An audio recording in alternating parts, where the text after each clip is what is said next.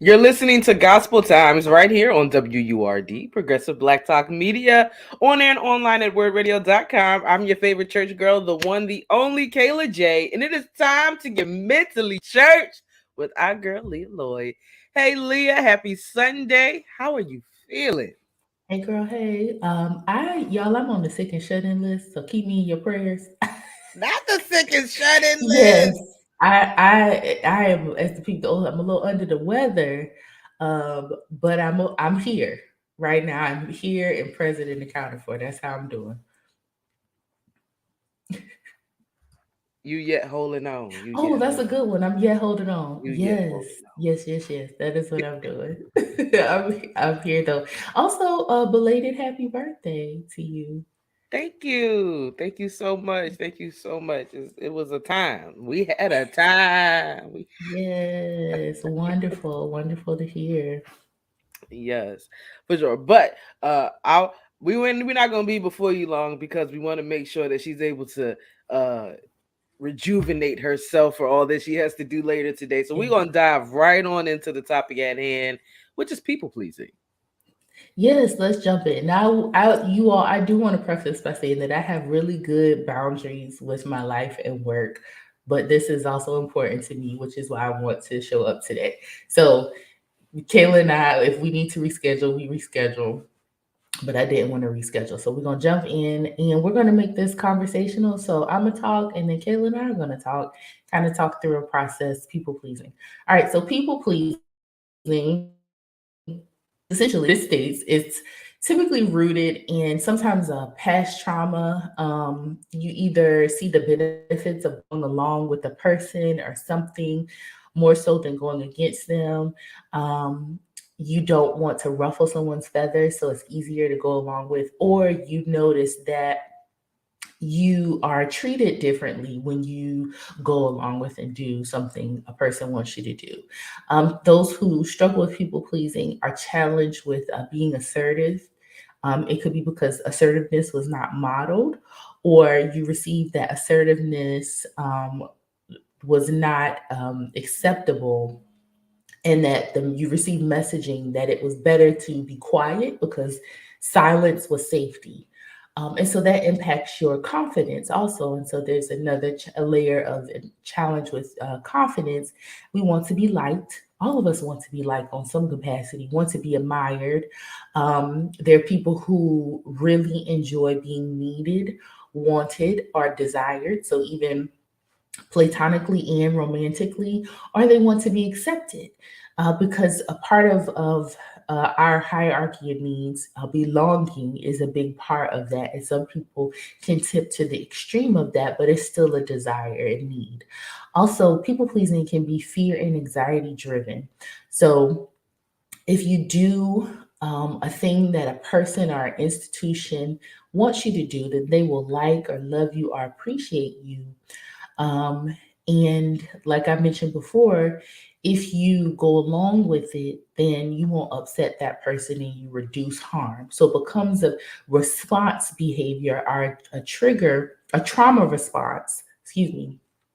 And really it's just it's your attempt to try to control a particular situation in an outcome. And the consequences of people pleasing is just physical and emotional exhaustion. Like you wear yourself out because you're trying to please a human, and we know that people are fickle. So you can have the severe physical and emotional fatigue, severe anxiety. You can become an irritable person and make yourself sick due to the exhaustion and the increase in stress. And the issue with people pleasing is that we can make idols out of people and institutions and things, and then we lose sight of what God has called us to do and the purpose we're supposed to be walking in. So we're so focused on, well, I got to do this for pastor, first lady, or I got to do this for the church, and we over spiritualize this behavior because we tell ourselves that this is what God wants us to do. And no, it's what we want to do because we believe that people have a servant's heart, however, they have poor boundaries. And so we can over spiritualize our commitment to these people and things. And this can be in the context of church or in relationships as well. Well, I'm supposed to be submissive to my husband or submissive to my spouse, but you're setting yourself up, one, to be in a unbalanced, really unhealthy relationship that can be toxic. It can be one sided toxic. You could have conceptualized and made up this whole thing on your own because you didn't want to disappoint someone. And this person never asked you to do that, but you just decided you didn't want to disappoint them. Or, like I said, people will spiritualize it and say, well, this is what God wants me to do. And that's not the case. And I want to be clear that God does not call you to have poor boundaries. And so the minute that we're overdoing and neglecting ourselves, we are God's children, neglecting ourselves, neglecting our other responsibilities, overcommitting, that is not godly. And that's not the life that God wants to have us to live. So we have to be really mindful of that. And I want to be clear that I'm not shaming people who are people pleasers, because it's such an easy behavior and habit and lifestyle to fall into, because we want to do a good job too. A lot of this is just tied to, we want to do a good job, and we really just want to feel like we're belong to something and connected to something. And so what can help us is strengthening our relationship with God. And so, how we can shift this behavior is, I always say it, y'all, I'm gonna say it again, go to therapy. So, because it's so helpful to engage in conversation with the professional that can support you through identifying this behavior, because sometimes it's not something that we're self aware enough to even notice is a problem. So a therapist can highlight this and say, "Hey, you might struggle with people pleasing. When you are in relationship with people and you are doing something for them or for church or whomever, be clear about your why. Why am I showing up in this way? In the context of a relationship, you may do something for your partner because you know it will support them in being well. It will support them in being able to be happier. What I mean by that is their happiness is their responsibility, but you can support them in being positioned or being empowered to seek out things that make themselves happy. With your children, why are you doing the thing for your child? Is it to help them with their personal development, their advancement, whatever? But not because you don't want your children to be angry with you or you don't want your spouse to be angry with you. Or even with church, what is your why when you commit to these things, and in your jobs as well? Practice saying no. It's like a muscle. We have to practice saying no and being clear about our no. And when you say no to something, be clear about what you're saying yes to. So the yes typically would be saying yes to yourself. It could be yes to your own yes to you being able to avail time to dive into your own personal interests and purpose. And then also practice being assertive. It's okay to look in the mirror and practice these assertive, like a script, so to speak, but just really assertiveness is saying how you feel tactfully, but being very direct and clear. And then also just remember that we are God's children. And so our service is to the Lord, right? And then God will reveal how we are to move through this life. We cannot control people's emotions. And so I want to be very clear, people pleasing is tied to another person's emotion. We cannot control a person's emotions. And so we have to stop trying to do that. And if they're not a nice person, that's not someone God wants us to be aligned with. And that's not the kind of relationships we should be in. People say that relationships are hard work. They are, but it's the beautiful parts of it. It's not hard work if someone is mean and nasty and hurtful and abusive. Nothing you do will shift and change that relationship. And so stepping away and pulling away from that and reframing your thinking around your ability to shift their emotions and make it their issue. You know, if this person has an issue and it doesn't matter what I do, my behavior won't change that, and they need to get help, so then they also need to go to therapy. But as for you, you need to ensure that you are drawing healthy boundaries with people and reminding yourself that if this is makes you feel unwell, makes you feel unsafe, it causes you a lot of anxiety, this is a behavior that you need to be stepping away from. So, Kayla, I want to connect with you. What do you think? How has this shown up in your life, if it has? All of that. So people pleasing has definitely showed up in my life. I know that I'm a people pleaser and I'm really working hard to get out of that. Um Earlier you was talking about reasons why people become people pleasers because folks want to be liked. That's something that I've always struggled with. Of I want to be liked, and I know for me it was mainly because I was teased as a kid. When you teased, you're just like, oh, nobody likes you, and So I Mm-hmm. know for me it stems from wanting to be liked. But one thing you didn't say, where I also thought it stemmed from, was my fear of confrontation. I don't like to confront people. See, that's why it's conversational today because you got to fill in the pieces for me. I love that, a fear of confrontation. You're absolutely right. You don't want to ruffle feathers. You just don't want to, like, it's easier to go along with, which I say, I didn't say it explicitly, but yeah, it's that. And then what you said about being teased, it's easier to hopefully be accepted than to go against the grain, which is a trauma. Bullying is traumatic, and so it comes out of that. That's excellent points. Yeah, and like you were saying later, that everybody eventually falls into this people pleasing one way or another, whether they want to or not. But what would you say, like, for me, I'm working on it of just like you said, those affirmations, working on scripts, having full. Sometimes it make me think I'm a little, crazy because having full blown conversations with yourself, trying It's to think of okay. outcomes. It's But like, okay. what other way would you say like someone could work through it? Work through people pleasing. Yeah, work through if they don't want to do like I'm doing, or like you said, look in the mirror and practice assertiveness. I Mhm. believe you said, and be steadfast in what they believe. Like, what is something they could do if they just want to inch out just a little bit? They're not ready to take a big step, but they want Mhm. to inch out. Think about how you feel in the moment. So consider yourself before you consider the other person. And I know people like, well, I don't want to be selfish. It's okay to center yourself at times in your life. It's okay to think, well, what do I need before you reach outside of yourself? You are God's child. And if you are not loving on and handling yourself properly, then that's not what God wants. Don't want to just overextend yourself for other people and neglect yourself. So if something you could do is just going back to, like, I think we talked before, but like trusting your gut, thinking about and having self-awareness and just sit like, that didn't really feel good to me. Me moving in this way doesn't feel good to me. What would feel good to me in this moment?